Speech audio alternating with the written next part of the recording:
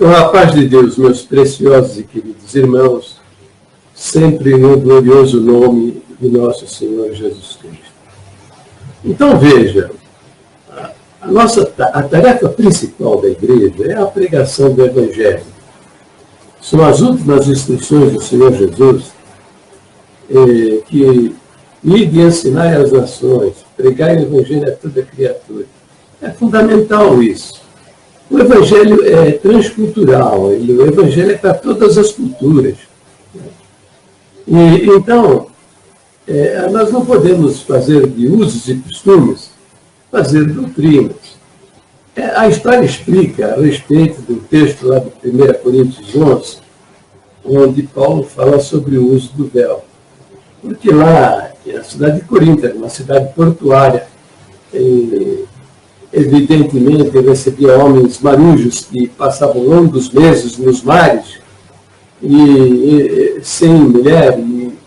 Então, nessa cidade portuária, era grande número de prostitutas. Além disso, havia o templo de Afrodite e as prostitutas cultuais, que, por razão do sacerdócio delas, para serem diferenciadas das outras mulheres, elas rapavam suas cabeças. Então, veja que isso é uma questão cultural. Essas mulheres estavam indo para a igreja, estavam se convertendo. E Paulo, então, deu instruções a respeito do uso do véu. Mas isso não é uma doutrina para ser... quer dizer, isso não é para se fazer uma doutrina. Por quê? Porque, veja, ele até mesmo diz lá no texto, né? Nós não temos o costume de discutir esse assunto. Entendeu? Quem acha que deve usar o véu, use. Quem acha que não deve usar o véu, não use. Agora, é transcultural, o Evangelho é transcultural por quê?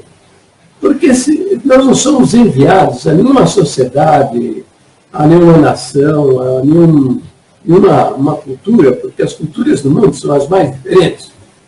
Coisas que aqui no Brasil nós podemos fazer e são aceitas, em outras nações, em outras culturas, são ofensivas. Né? Então, por isso o Senhor tem ensinado, ele mandou que pregasse o Evangelho. O Evangelho é simples. É o próprio Deus que se fez homem e habitou entre nós, e na cruz do Calvário ele pagou a culpa dos nossos pecados.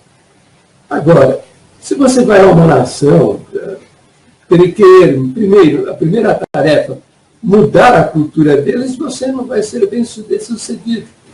Você pode até se dar mal. Entendeu? Veja, a igreja primitiva aceitou homens casados com várias mulheres.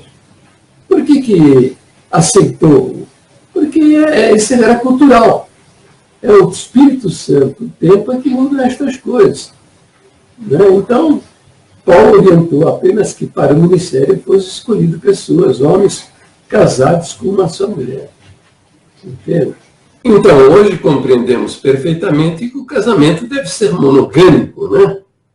O casamento deve ser um casamento entre um homem e uma mulher, não a pluralidade, o casamento múltiplo, né?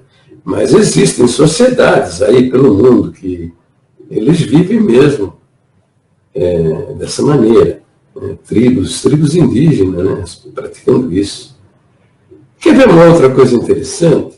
Eu tenho convicção que você tem bem consciente, né, de que nós não devemos explorar o trabalho das pessoas, que as pessoas que trabalham para a gente devem receber uma remuneração justa para que possam ter suas vidas, construir suas famílias, alimentar seus filhos, ter com que vestir, onde morar, e etc. Eu creio que você entende isso, né? Eu creio que você reprova o trabalho escravo. Mas nos tempos da igreja primitiva, era da cultura dos povos a escravidão. E muitos novos convertidos eram senhores de escravos, né? E muitos escravos se converteram. Naquela época já era uma coisa incrível, repudiada pela sociedade de uma maneira geral, escravos, nas reuniões das comunidades cristãs, escravos sentarem-se ao lado de senhores de escravos. E você pode ver lá no Novo Testamento, não há um conselho dos apóstolos, né, dizendo para que abandonassem a escravidão, né, e que os senhores de escravo abandonassem a escravidão. Não, pelo contrário, vários conselhos para você, para que os escravos servissem aos seus senhores com muito carinho e cuidado, a fim de que o evangelho fosse glorificado, né? Reconhecido, respeitado, aceito e compreendido. Então, por que eles não escreveram uma linha contra a escravidão? Por quê? Porque exatamente isso era da cultura. Havia, inclusive, uma legislação a respeito. Né? E se manifestasse, se os apóstolos se manifestassem contra a escravidão, o evangelho não teria sido pregado por todo mundo, como por várias partes, várias nações, como ele foi levado para várias nações. Os apóstolos teriam morrido mais cedo. Entendeu? Com isso, entendemos que estas coisas é o Espírito Santo e o tempo é que mudam estas coisas. Entendeu? Esse assunto do véu, eu tenho tratado desde o ano 2005. Existia aí o nosso irmão Romário Neves Cardoso, que até escreveu um livro a respeito. Naquela oportunidade, naquela época, eu dizia para ele: Romário, não é possível, nós não podemos fazer doutrina de usos e costumes. Você fala sobre véu na cabeça da mulher. Pode haver uma cultura no mundo onde a mulher tem uma florzinha na cabeça, um enfeite qualquer seja ofensivo, imoral, indecente, agressivo. Eu não sei, eu não conheço. Mas veja, lá em 1 Coríntios 11, tem duas doutrinas ali. Se você faz de uma delas, você faz a outra. Se você faz a doutrina do véu ali naquele texto, você tem que fazer a doutrina do chapéu. Eu disse para ele: olha, veja, a respeito da doutrina do chapéu, eu botei o nome, né, doutrina do chapéu, porque lá diz: o homem, para orar ou profetizar, não pode ter a sua cabeça coberta. Entendeu? Então, eu dizia para ele: agora, a respeito da cabeça coberta, conheço uma nação, uma cultura milenar, que o homem entende que para honrar a Deus, ele precisa ter a sua cabeça coberta.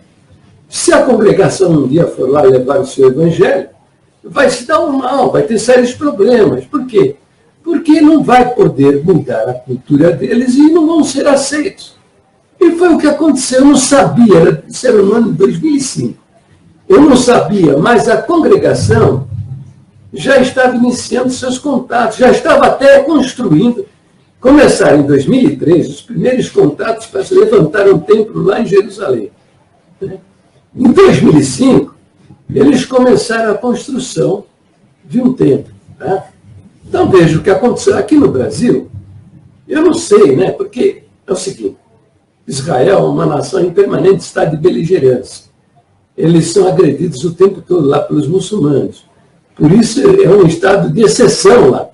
É uma democracia, mas o exército, as forças armadas, têm um poder muito grande por causa do estado de exceção que eles vivem lá. Então, quando alguma empresa quer se estabelecer lá em Israel, igrejas, o que for, né? Eles imediatamente acionam o serviço secreto para saber quem é esse grupo, quem são essas pessoas, entendeu? Quando a congregação iniciou os primeiros contatos para levantar um templo lá em Jerusalém, imediatamente o Mossad já ativou seus agentes aqui no Brasil para saber quem é a congregação cristã, quem somos nós, o que acreditamos. Né? E a melhor maneira é você participar de cultos aqui no Brasil. Eu sei de um caso, mas isso deve ter acontecido em dezenas de capitais do Brasil. Eu sei que lá no bairro do Bonfim, lá em Curitiba, o Furquinho humilhou um judeu porque ele estava com um kippá na cabeça. Entendeu? Pode ser que em outras igrejas eles tenham sido expulsos até do templo. E evidentemente que esse agente do Mossad, ele fez o seu relatório e falou, chefe, esse pessoal que está querendo se estabelecer em Jerusalém está com uma doutrina diabólica. Eles vão ter uma pregação que o homem não pode ter a cabeça coberta. Veja que absurdo. Porque para eles, o homem não ter a sua cabeça coberta é ofensivo. É uma grande desobediência a Deus. É uma heresia absurda, satânica, entendeu? Eles são mais fanáticos do que nós a respeito do véu. Porque o nosso assunto a respeito do véu começou há 100 anos. Essa cultura deles é milenar. Eles têm essa cultura há mais de 1000 anos. Entendeu? E eles, a única nação que ficou espalhada pelo mundo afora durante 1878 anos. E não desapareceram. Nem a própria linguagem original deles eles perderam, por causa da cultura, da tradição, que eles mantiveram ao longo dos séculos. Por isso que eles sobreviveram. Isso é tudo projeto de Deus, hein? Não é à toa não, hein? Porque Deus tem um plano a realizar com a nação de Israel e que começa a se desenvolver e se desenrolar agora, nesses tempos que nós estamos vivendo. Muito bem. Quando esse relatório, eu entendo, né? Quando esse relatório chegou lá no Mossad, lá em Jerusalém, o general, que é o comandante-chefe do Mossad lá, leu isso, ele falou, quando essa turma chegar aqui, vocês me avisem.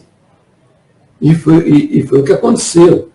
Quando os muros lá do templo já estão bem altos, as tropas, o exército de Israel, o exército que protege as fronteiras de Israel, foi lá com os soldados, metralhadora na cara de todo mundo, encostaram os irmãos na parede, quem abrisse o bico levava bala na cara, e com tratores eles botaram tudo no chão. Se você pensa que isso aí aconteceu só com a congregação, que a congregação foi lá, e as outras igrejas também não podem estar lá, porque é uma nação judia e não aceita cristianismo, não se iluda. Todos estão lá, os presbiterianos, os batistas, os metodistas, os católicos apostólicos romanos, os católicos ortodoxos, está todo mundo lá com belos templos construídos. Tem até faculdade de teologia cristã, convento católico lá em Jerusalém, lá em Israel. Procura no Google Maps. No Google Maps aí, você vai passear nas ruas onde estão esses templos bem construídos. Israel aceita o cristianismo há milênios. A congregação é a única igreja que eles botaram abaixo e até hoje não permite levantar um templo de alvenaria. Depois de muita conversa, eles permitiram a congregação construir uma tenda. Mas a cada 3 meses, eles tinham que desmontar essa tenda, fazer provas documentais de que tinham atendido às exigências da prefeitura, requerer erigir a tenda novamente. Só depois da autorização da prefeitura, eles podiam levantar a tenda e voltar a se reunir. Isso tinha que ser repetido a cada 3 meses. E o que aconteceu? Que fizeram isso por três vezes. Aí não desistiram, né? O ancião e os irmãos lá desistiram, porque isso é um absurdo. Né? Então, hoje a congregação se reúne numa salinha, lá perto da porta de Haifa. São 3 ou 4 famílias, 10, 15, 20 pessoas, que se reúnem ali e, veja, então, está provado, né? Não se deve fazer de usos e costumes, fazer doutrinas. Tá? E a congregação, se não tivesse feito a doutrina do véu, não teria feito a doutrina do chapéu. E hoje estaríamos em Israel, com centenas de templos construídos naquele país, prosperando, uma maravilha. Não, mas por quê? Fazem de usos e costumes, fazem doutrina, né?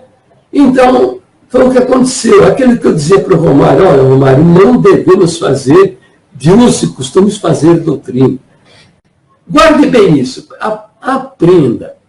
As doutrinas bíblicas, elas são expressas em várias partes e porções da Bíblia. Elas têm forte fundamentação dentro das Escrituras Sagradas. Você vê, examina a Bíblia e você encontra a doutrina em várias partes e porções do Velho e do Novo Testamento. Agora, fazer doutrina de 2 versinhos só, entende? Você não encontra instruções para a mulher usar o véu em nenhum outro lugar da Bíblia. Quer ver uma coisa? Tá? A doutrina da Trindade. A maioria dos crentes pensa que a doutrina da Trindade existe por causa de Mateus 28, 19, está lá escrito que o Senhor Jesus mandou batizar em nome do Pai, do Filho e do Espírito Santo. Muita gente pensa que a doutrina da Trindade é por causa desse verso. Não é. Não é. É uma bela descrição da doutrina da Trindade. Só isso. A doutrina da Trindade existe porque existe mais de 400 versos em número, desde o livro de Gênesis até o livro do Apocalipse, mostrando essa verdade. Além disso, há palavras com significados que a gente não conhece aqui na língua, mas que você, no estudo da língua hebraica, do aramaico, do grego, você entende que aquilo é uma referência, é um fundamento da doutrina da Trindade. Está entendendo? Então, as doutrinas bíblicas, elas precisam ter forte fundamentação dentro das Escrituras Sagradas. Veja, o uso do véu é da igreja primitiva. A igreja primitiva usava o véu, entendeu? Os pais apostólicos, os primitivos, escreveram a respeito disso. Mas isso não devemos fazer disso uma doutrina. Tá? Não devemos fazer disso uma doutrina. E já está aprovado. Fizeram a doutrina do véu, fizeram a doutrina do chapéu. E se deram mal lá em Jerusalém, é a única igreja que não pode levantar naquele país um templo de alvenaria. A única. Por causa disso. Não é por causa de outras coisas, não. É somente por causa disso. Agora, junto com esse vídeo que eu vou publicar aqui agora, tem aí o testemunho de quem viu todas estas coisas acontecerem. Dá uma examinada nisso e procura no meu site a playlist, a doutrina do véu, e vocês vão entender estas coisas. Bem, meu precioso e querido irmão, para o meu vídeo por aqui, tá bom? Deus abençoe a todos. Tá? Esse vídeo não tem o objetivo de denegrir, desmoralizar, desqualificar a congregação cristã do Brasil. Né? No seio da congregação tem irmãos e irmãs maravilhosos, gente respeitada, sabe? Gente digna e amada do Senhor, tá? Amada do Senhor. Este vídeo tem o propósito de ensinar, porque nós estamos enfiados em doutrinas heréticas e muitas delas demoníacas. Tá? Então, não só esse, como todos os vídeos que eu tenho feito, tem por objetivo fazer com que esses homens tomem juízo. Tá? Porque estamos no fim dos tempos, a vida do Senhor está próxima. E esses homens não vão ter perdão. Tá? É poço do inferno e não haverá esperança alguma para eles. Por quê? Porque desprezam a palavra de Deus e a divindade do Senhor Jesus. Fiquem todos na paz gloriosa do nosso Deus, sempre no precioso nome do Senhor Jesus.